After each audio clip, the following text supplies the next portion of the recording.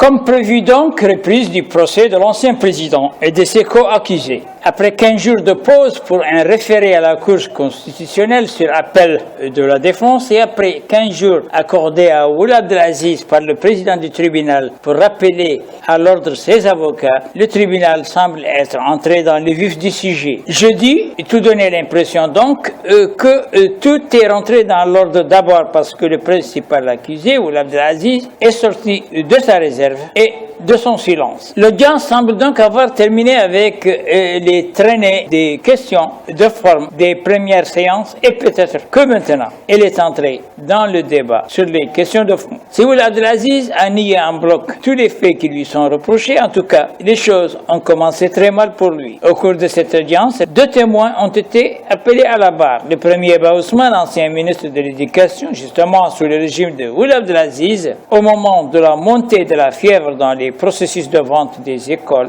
relevant du domaine public. Le témoin, M.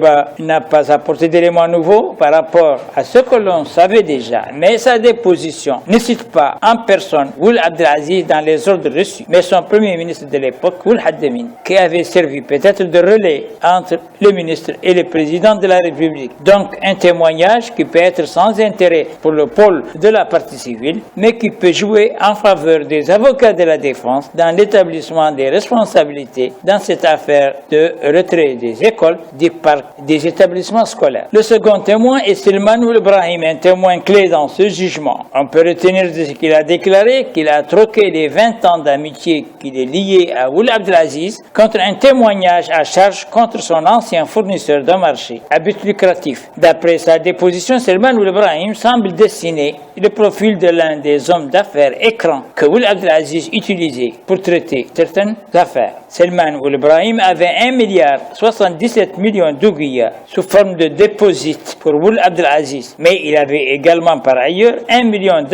qui était destiné au soutien de la campagne de Ould Azwani, l'actuel président. Mais les dollars avaient atterri dans des tiroirs chez Ould Selman. Les coffres de Ould Selman étaient fourre-tout qui renfermaient aussi l'argent des bénéfices tirés de la fourniture de textiles pour l'usine de confection, des vêtements de l'état-major militaire et de l'argent qui était retombé de l'acquisition des véhicules pour le groupement de la police de sécurité routière. Le témoignage de Selman Ould Brahim aura valeur immense pour les arguments qui déclencheront la bataille entre les avocats lorsque les responsabilités de l'un ou de l'autre, Ould Abdelaziz ou Selman, seront établi. Ce qui peut-être ne facilitera pas les choses pour Maître Clédor et compagnie, c'est d'essayer de trouver des arguments solides pour expliquer les raisons pour lesquelles le président traitait lui-même des affaires de marché dans son bureau ou son domicile avec celui qui lui servait apparemment d'écran de fumée. Il y a quelques mois, le doyen des avocats de Ould Abdelaziz, Willy Chidou, avait dit que si l'ancien président parlait, la terre allait trembler. Le président a parlé